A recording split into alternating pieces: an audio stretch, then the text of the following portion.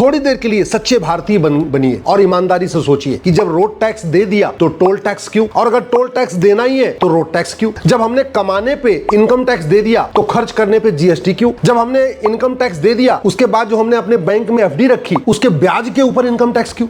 इस घटिया टैक्स मकड़जाल के कारण सब परेशान, लूट हो रही है, भ्रष्टाचार हो रहा, लेकिन ये सिस्टम नहीं बदला जा रहा है। अगर सरकार चाहे, अगर समाज चाहे, अगर सब लोग मिलकर आवाज उठाए तो भारत में सारे टैक्स खत्म करके वन नेशन वन टैक्स लागू हो सकता। जरूरत ही नहीं, ना इनकम टैक्स की जरूरत है, ना टोल टैक्स की जरूरत है, ना रोड टैक्स की जरूरत है, ना वैट की जरूरत है, ना टीडीएस की जरूरत, ना इनकम टैक्स डिपार्टमेंट की जरूरत है क्योंकि नॉन प्रोडक्टिव डिपार्टमेंट है, ना जीएसटी डिपार्टमेंट की जरूरत है क्योंकि ये भी नॉन प्रोडक्टिव डिपार्टमेंट है। इसका जीडीपी में कोई योगदान नहीं, केवल पैसा इकट्ठा करता है। और सरकार को मैं कह रहा हूं, जिसमें वन नेशन वन टैक्स की बात कर रहा हूं, सरकार की इनकम दुगनी हो जाएगी और जनता का टेंशन खत्म हो जाएगा। 100 रुपए से बड़ी नोट बंद हो जाए, 5,000 रुपए से महंगे सामान का कैश लेन देन बंद हो जाए और 50,000 रुपए से महंगी प्रॉपर्टी आधार से लिंक कर दी जाए तो भ्रष्टाचार खत्म हो जाएगा, टैक्स चोरी खत्म हो जाएगा और उसके बाद केवल 2% एक्सपेंडिचर टैक्स लगा दिया जाए। इतना ही करना है, बहुत ज्यादा नहीं करना। मतलब जितना ये मकड़जाल है कानून सारे खत्म, आम जनता भी खुश और सरकार की आय डबल दुगुनी आय। मैं कह रहा हूं सरकार इस सिस्टम को लागू करके पायलट बेसिस पे एक बार देख ले,